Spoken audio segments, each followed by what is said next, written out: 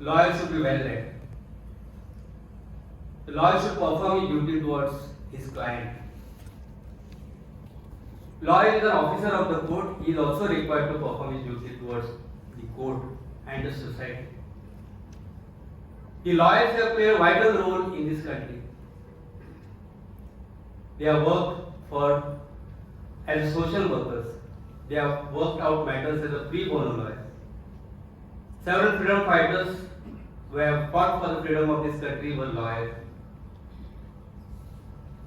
Lawyers have done a lot of things for the growth of this country. A preparation of a lawyer and a well-read lawyer is required for a judge to deliver good judgments. All the judgments which is a celebrated judgment which you come across and which you will read as a lawyer, you will find. It's only because of the valuable assistance of the lawyers, the judges could deliver good judgment. The judges are learning law from the lawyers. It's because of their assistance, it's because of their preparation, it's because of their interpretation of law which they put forth before us, we are able to deliver judgment.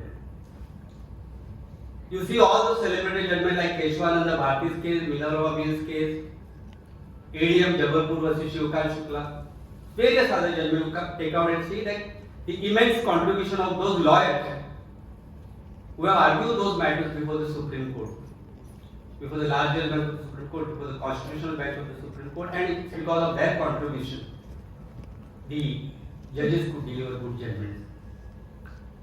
What I mean to say is the lawyer should contribute, and a lawyer can assist the court only if he is well prepared, if he knows the law. It's not that the lawyer should know every law which is there in this country, but it is expected that when you appear before the court of law in a particular matter, you should know the facts of the case, you should know the law involved in the case, you should know what to argue, where to stop, how to argue, how to present your case before the court of law, and how to convince the judge to bring home your point which you are arguing before the court of law.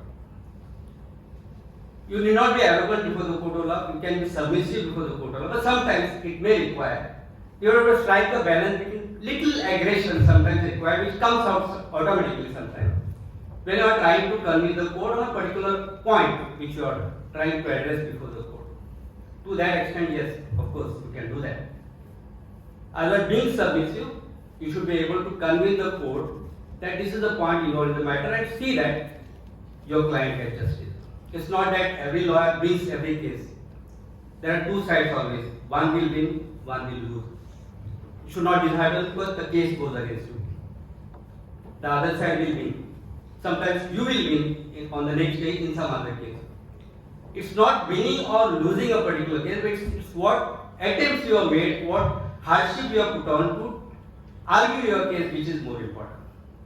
Like you argue an NDPS case, you should know the basic elements which are involved, the basic provisions which are involved under the NDPS Act when you argue the case before the court of law. A trial lawyer plays a vital role in conducting trial. It all depends upon how the trial court lawyer argues the case before the trial court, how conducts the case before the trial court. The appellate court decision would depend upon how the cross-examination is conducted before the court. Thus, the effective cross-examination of a trial court lawyer would help his client in getting justice. Therefore, what is expected from a trial court lawyer is to understand, interpret, know the law, know the judicial precedents when he argues before the court of law. Narcotic Drugs and Psychotropic Substances Act of 1985 was brought into force to have a consolidated act so that some provisions could be made to control the manufacture, supply, distribution, sale of narcotic drugs and psychotropic substances act. Of course, there are some provisions under the act which also permits the cultivation or manufacturing for medicinal purpose, etc. A trial court lawyer should know how to conduct cross-examination, what questions to be asked to the witness who is appearing before the court, where to stop the cross-examination. Because as I said, the fate of his client would depend upon the cross-examination, the manner in which the cross-examination is conducted by the trial lawyer. So therefore you should know the provisions, what is examination in chief, cross-examination, re-examination, and in the light of the provisions of the NDPS Act, he should be in a position to conduct the trial before the court. Like NDPS Act is a special act. The offences under the IPC, the manner in which you would cross-examine could be different. But if you conduct a trial of NDPS case, then you should know what are the mandatory provisions of NDPS Act, what is the compliance which is required to be done by the investigating machinery. If there is no compliance, what could be the effect? What are the provisions regarding bail under the NDPS Act? Are there any restrictions for grant of bail under the NDPS Act? What are the punishment provided under the NDPS Act? For what sort of activities, acts committed by the accused, the punishment is provided, what punishment is being provided? All these provisions you would understand when you go through and understand the provisions of the Narcotic Drugs and Psychotropic Substances Act. The Act provides prohibition, cultivation, manufacture, sale, possession, distribution, export, import of narcotic drugs and psychotropic substances. The Act prohibits cultivation, manufacture, cultivation of poppy, cannabis, etc., etc. The Act prohibits manufacture of narcotic drugs and psychotropic substances. There are provisions with regards to disposal of the articles which are seized during the course of investigation. Now recently in 2022, in consonance with section 52A of the NDPS Act and section 76 of the NDPS Act, rules are formulated for disposal of the contrabands which are recovered or seized during the course of investigation. Therefore, section 17, 18, 19, 20, 21, all these sections under the NDPS Act you will find, they are all relating to this prohibition and the punishment provided for the act committed by the accused. A schedule is provided under the NDPS Act which deals with what is small quantity, what is commercial quantity, and what is that less than commercial quantity but larger than small quantity. What punishment is provided for that particular act. So unless you know this provision, you won't be able to conduct the trial before the court of law. Therefore, firstly, the provisions which are provided under the Code of Criminal Procedure, the principles governing the Indian Evidence Act, you have to master when you appear before the trial court as an advocate to defend your client. The basic principle, as you all know, and the trial court lawyer, or every lawyer should know, is about a burden of proof. Section 102, Section 105 are the two particular provisions which deals with the burden of proof. It's a cardinal principle of criminal jurisprudence, which you all know, that it's the prosecution who has to prove the case beyond all reasonable doubt. And benefit of doubt, if any, should go always to the accused. Therefore, the first burden is always cast upon the prosecution to prove its case. The duty of a lawyer, criminal lawyer, is to see that the case of the prosecution is demolished. The prosecution will examine their witnesses, examination in chief will be recorded, and you have to cross-examine that particular witness. More particularly in NDPS cases, the witnesses would be most of the time police witnesses are the officers appointed by the central government, like Narcotic Control Bureau officer. If it is done by the local police, the police officers. Then that could be an expert evidence by suppose if that FSL officer is being examined, etc., etc. Therefore, you should know what to cross-examine. Sometimes it so happens that the lawyer doesn't know where to stop the cross-examination. One damaging question is asked, then he tries to cure that damaging question. Second question, and further damages the case.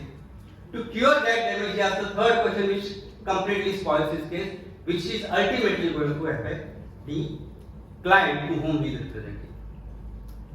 So unless you know these basic principles of conducting trial in the light of the provisions which are incorporated under the Indian Evidence Act, Criminal Procedure Code, and special provisions relating to the requirement of law to prosecute an accused under the NDPS Act, it will be very difficult for you to conduct the trial as a trial court lawyer before the special court under the NDPS Act.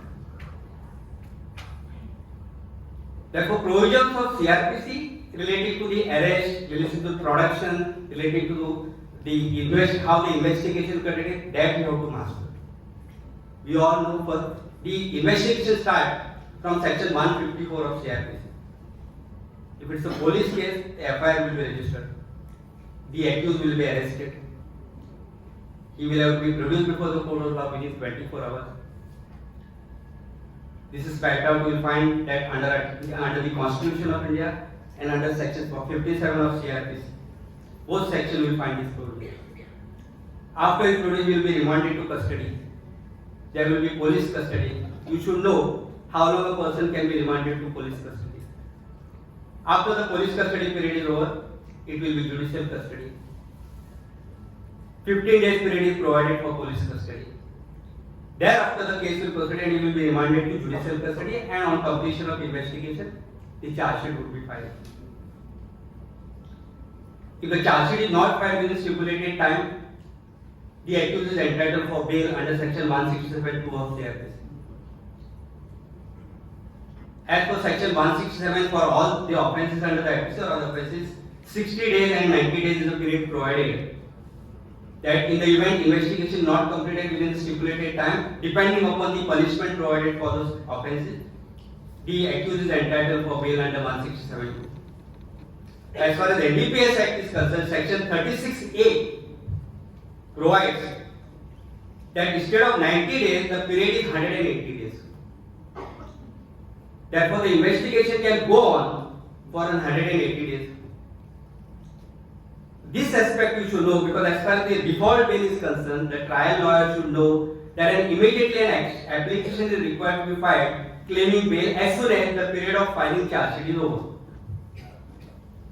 So today, suppose 180 days are over, you have to file an application for bail before. That is what is called a default bail under 167(2). Suppose you don't file an application for bail, this is where your alertness is required. And after today, the charge sheet is filed, your right comes to an end. Therefore, you should keep a watch. You should know that this is the right accrued to the accused, because the investigation not completed, charge sheet is not filed within a stipulated time. This is where it is expected that a lawyer should know the law and to take the benefit of law. As I said, as far as NDPS is concerned, it is 180 days. So there are various such provisions you are supposed to know while conducting a trial. Now, another question which arises as far as 167(2) is concerning, there are various judgments of the Supreme Court, and there are some contrary decisions also, wherein as to how to calculate the period from which day, the period of 60 days, 90 days for IPC offence, or 180 days to be calculated.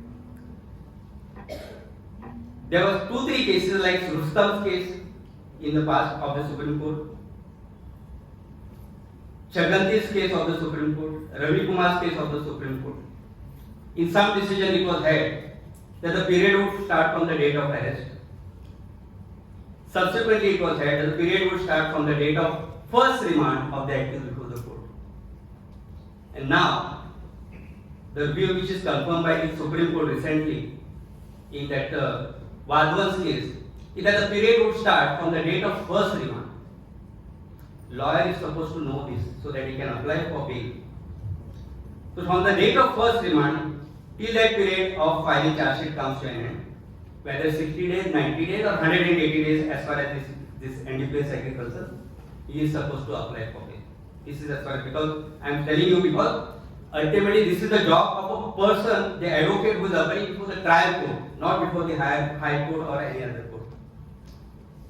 So criminal lawyer who is practicing in the NDPS cases should also keep in mind that this is a provision where an accused is entitled for bail.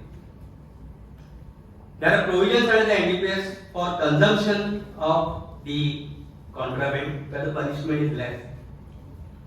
There is a provision for financing the act which is under section 27A of the NDPS Act. There are certain safeguards provided because it's not that although it's a stringent law, the purpose of NDPS Act to see that the trafficking in narcotic, drug and psychotic substances act should be controlled, but it should also be kept in mind that the right of the accused cannot be taken away. As we all know, the innocent person cannot be subjected to trial, an innocent person cannot be subjected to custody. Therefore, even NDPS Act provides certain safeguards which are required to be complied by the investigating agency during the course of investigation. All those safeguards you will find in section 41, 42, 43, section 50 of the NDPS Act. Section 42 relates to prior information and recording of that information and forwarding it to the superior officer under 42(2) of the NDPS Act. So as soon as prior information is received, if it is prior information, it should be recorded and it is to be forwarded immediately to the superior officer. Non-compliance of 42(2) under the NDPS Act would vitiate the seizure. Now, in which cases 42 and in which cases 43 would be applicable is a matter of question. Mr. Vade is arguing one matter before the High Court that a similar issue is involved. I won't disclose what view I am going to take, but I am just highlighting it. So if it is in conveyance, if it is in an enclosed place, if it is in a building, 42 would be applicable. If it's in a public place, 43 would be applicable. Therefore, it is always confusion created in the mind. The lawyers create a confusion as to where 42 will be applicable and where 43 will be applicable. They don't know what point should be applicable, where 42 will, in what circumstances 42 compliance would be applicable in particular. In that line, an application for bail or even in trial, this issue would be an important issue because the seizure would be shared. There is one judgment of the Supreme Court in the case of S.K. Raju versus so and so, where the Supreme Court has recently clearly held that in case of building, conveyance or enclosed place, only the compliance of section 42 is required and prior to. In case of public place, it will be 43. It all depends where your client was arrested, he was found in possession of contraband in which place, whether it was covered by 42 or whether it is covered by 43. These aspects you have to keep in mind. Then another major safeguard which is provided for the benefit of the accused is section 50. This point in several occasions urged while filing an application for bail as well as during the trial. It's a settled principle of law that non-compliance of section 50 would result in vitiating the seizure and the accused can get benefit of acquittal. Another issue which arises for consideration as to what stage this issue of compliance of section 50 would be urged. Of course, there are several orders of High Court where on non-compliance of section 50, bail is granted. But there is one judgment of the Constitutional Bench, that Baldev Singh's case, where in paragraph 57 of that decision it is clearly mentioned that anything related to non-compliance of section 50, the trial court will decide whether there is compliance or not compliance. Of course, there are several orders of the High Court wherein bail has been granted, but it appears there is no reference to the judgment of the Constitutional Bench. Another issue which arises about section 50 into bracket 4. Mr. Rohan Desai is here. He is arguing one matter, so I won't disclose what view I was taking on it. Where if a female accused is being arrested, whether she can be searched in the presence of under the gaze of male. This is one point. And there are various judgment orders passed by the High Court where bail has been granted. There is one judgment of the division bench of the court also where bail has been granted. But the question is, what could be the search of person? Whether if a bag is found in his hand and it is opened by the male person after being handed over by a female constable, whether it would be covered under section 50 subsection 4. Because if it is covered and the non-compliance, it would have its own, it would have its effect on the seizure which is being conducted during the course of investigation. All such issues keep on arising. You have to read judgment, you have to keep your update and find out what judgments are delivered daily and how the law changes. If you keep on reading the judgments regularly, you will find the law keeps on changing. The views of the apex court keep on changing. Therefore, you have to read every day. You have to keep track of all the judgments. What is personal search? Suppose a person is arrested, another issue which keeps on coming and it is argued before me also. The person is arrested, on search of his person, nothing is found from him. But search carried out in the premises where he was or in a bag resulted in seizure of contraband. Whether section 50 could be applied in such cases. Because personal search was conducted, although nothing was recovered from his person, but the search of bag or the premises where he was has resulted in finding of certain contraband, which violates the provisions of NDPS ACT. As I said, the judgment which I referred earlier, S.K. Raju's case, that the apex court has had, and earlier views were also there, several decisions were there, that although nothing was found in the possession of the accused when his personal search was conducted, but from the any other bag or any other place where he was, a search, the contraband which violates the provisions of NDPS Act is recovered from him, section 50 would be attracted. But thereafter, a decision of the Supreme Court has come, which is delivered by the bench of equal strength, where they have explained what is personal search, that it is applicable only in case of personal search. If anything found on the body of a person, then section 50 would be applicable. Personal search results nothing, then even assuming that any other contraband is found, there is no violation of section 50. Other than this, there are various interpretations of the section 50 about the right of the accused. What is section 50? That whenever the accused is arrested, apprehended with contraband, he should be informed that he has the right to be searched in the presence of gazetted officer or a magistrate. Not appraising of his right provided under section 50 would result in vitiating decision. This is the law. There are several judgments on this issue. Of course, during the trial, this could be a major point which the lawyer appearing for the trial court can highlight to see that he is not convicted for the offence. There are judgments in the case of Jadeja, there is judgment in the case of Parmanand, there are judgments in the case of various, even this constitutional bench judgment of Balbir Singh, also the same issue was taken, where it is said that the accused must be appraised of his right to be searched. What is required is that you have a right to be searched in the presence of so and you feel we would take you. Now how this is tried to be complied by the investigation, where you have to catch the point, being a trial lawyer. Sometimes in the Panchanama it is recorded that the accused was informed about so and so, therefore compliance is there.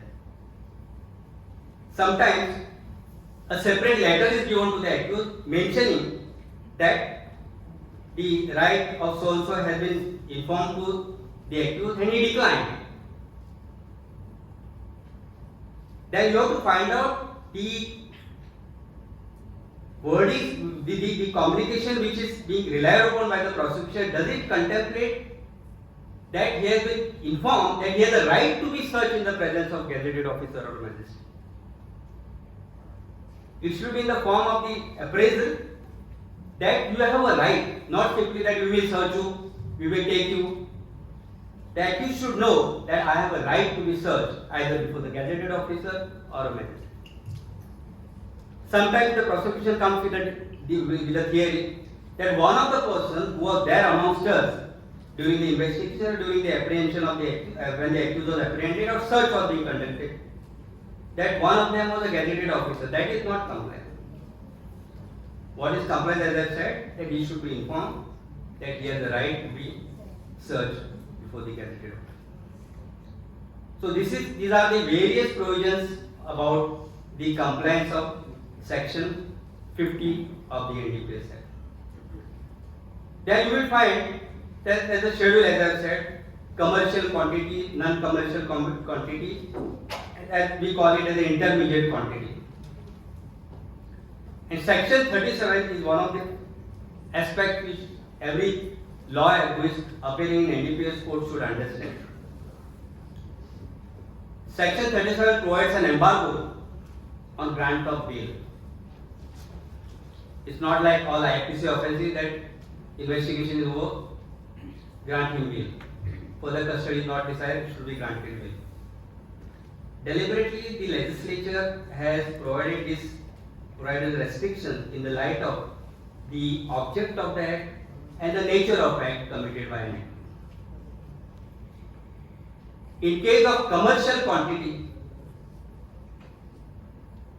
37 says that the public prosecutor is required to be heard and the court should form an opinion that the case may not result in conviction. Then the question would arise that in no case bail would be granted for non-compliance in the light of Section 37. So what would you do?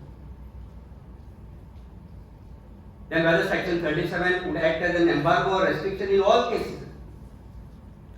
Now recently Supreme Court has said that where a long incarceration in custody of an accused, although he is prosecuted for an offence under NDPS Act, the restrictions which are provided under Section 37 would not be an impediment to grant bail.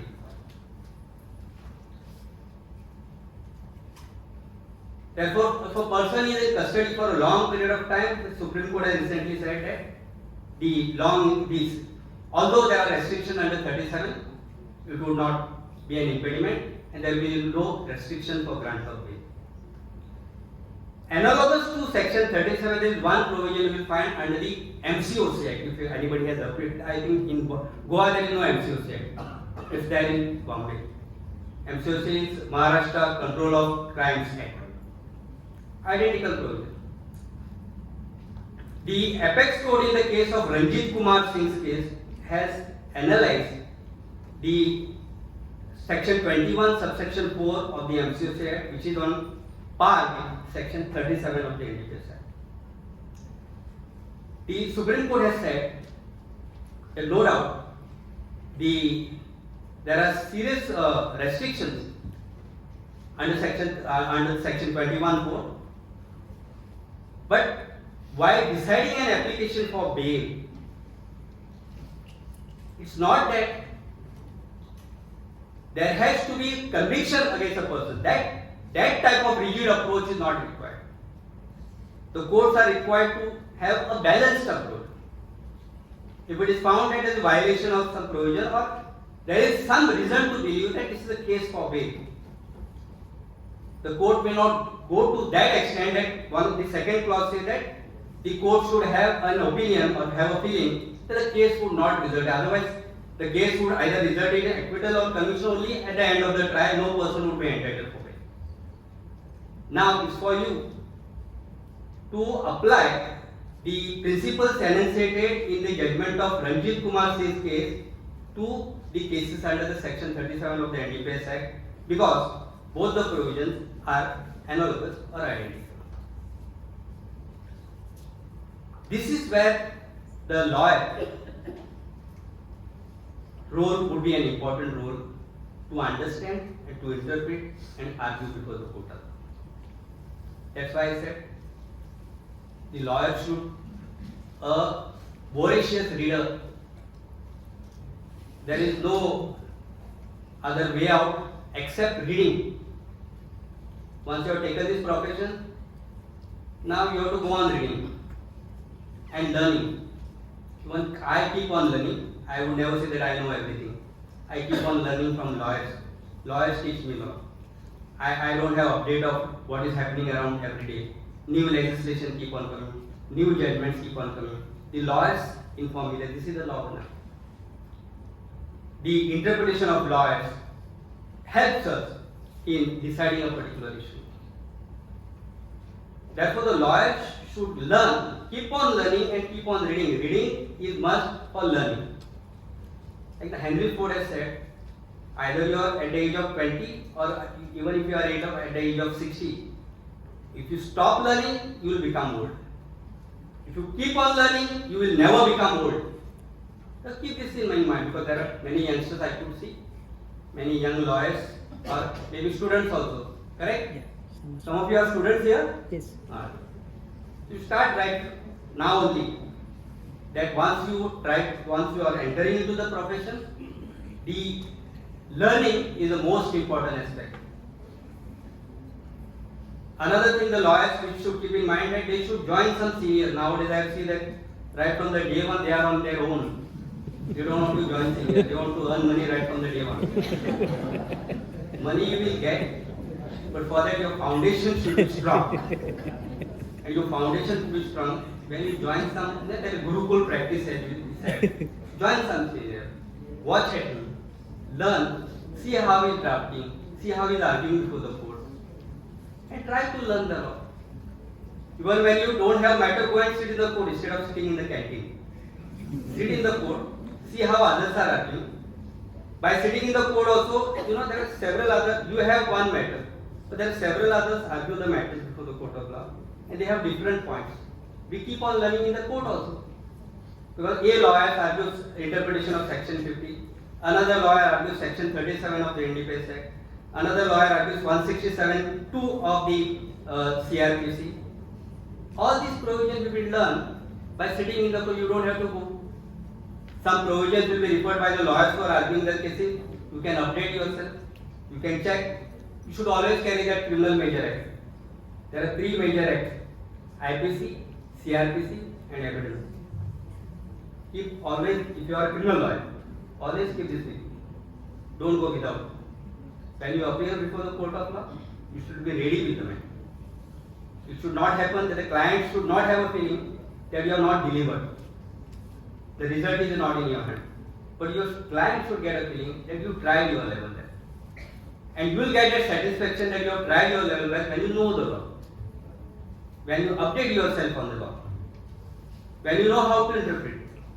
When you have command over your language. When you are able to convince the court. When you are able to persuade the court to believe, to accept the point which you are arguing for the court. That is possible provided you know the precedents. You know the law.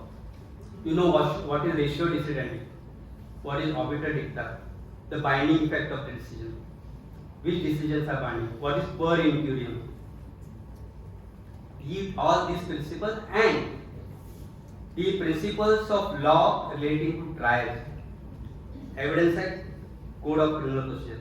You should know what is confession, what is admission, what is contradiction, what are omissions. These are all the things which are required to be known by the trial court.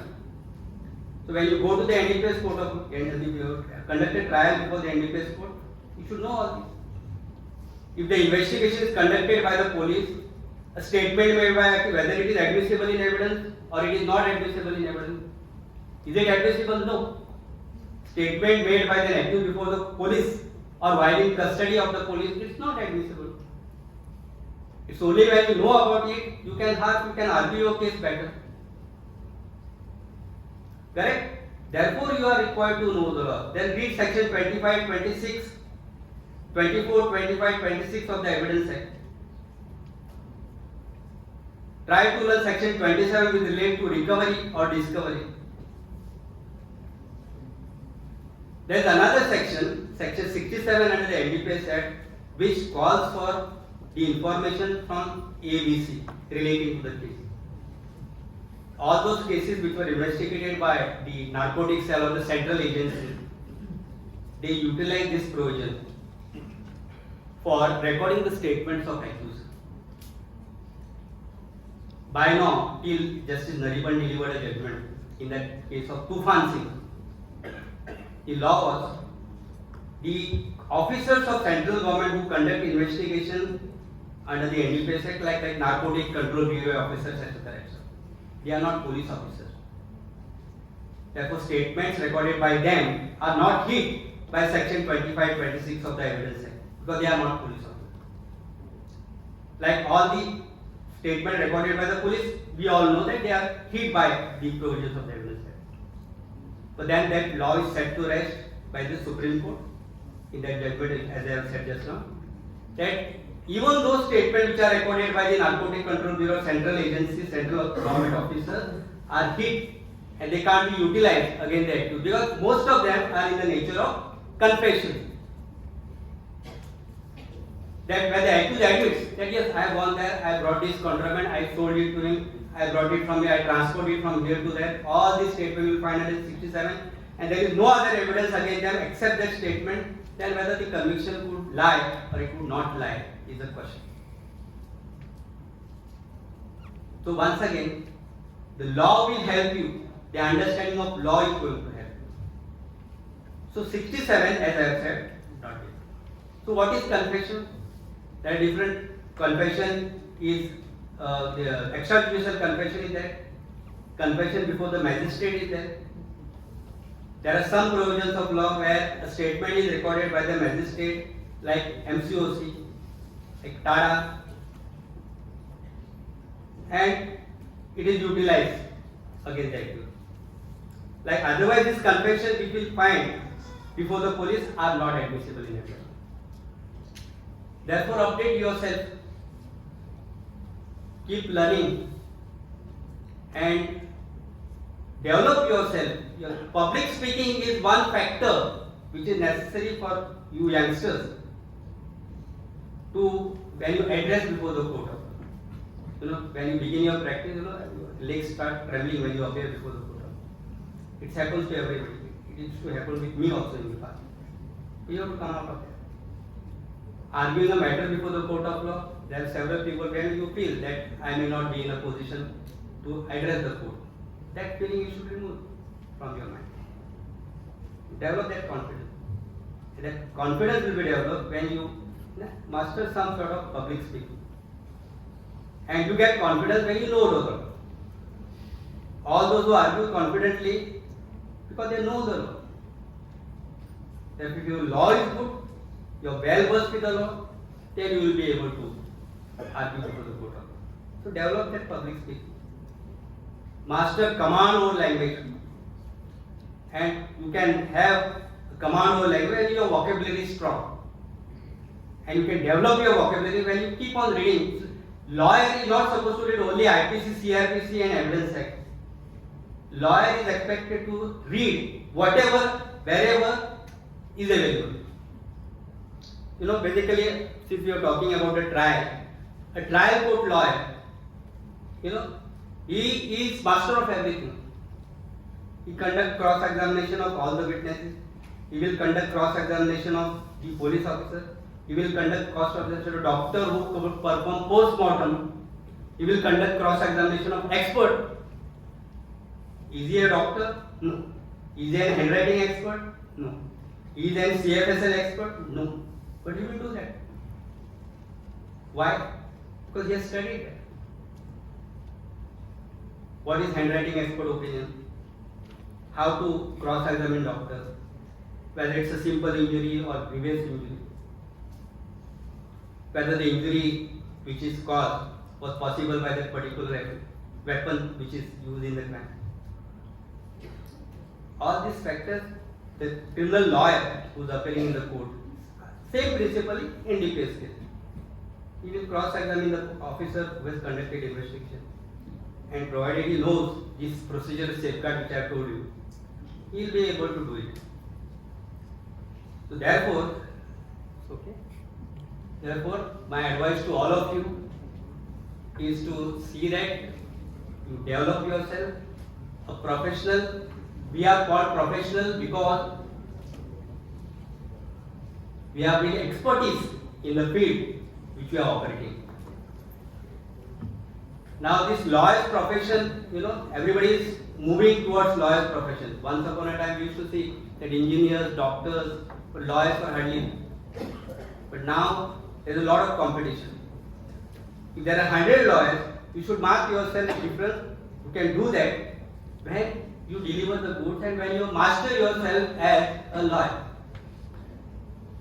To do that, work hard on it. There is no substitute for hard work.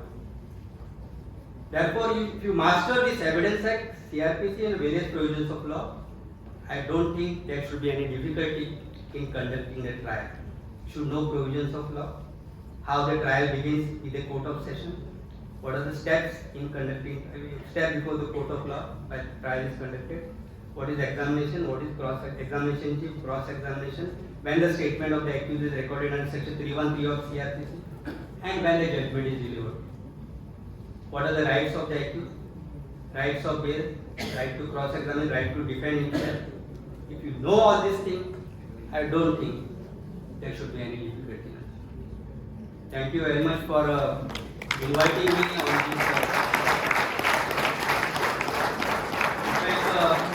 I am overwhelmed that I have been invited here for this function thanks to South Goa Advocate Association. I always had a feeling after I was elevated as a judge at Bombay that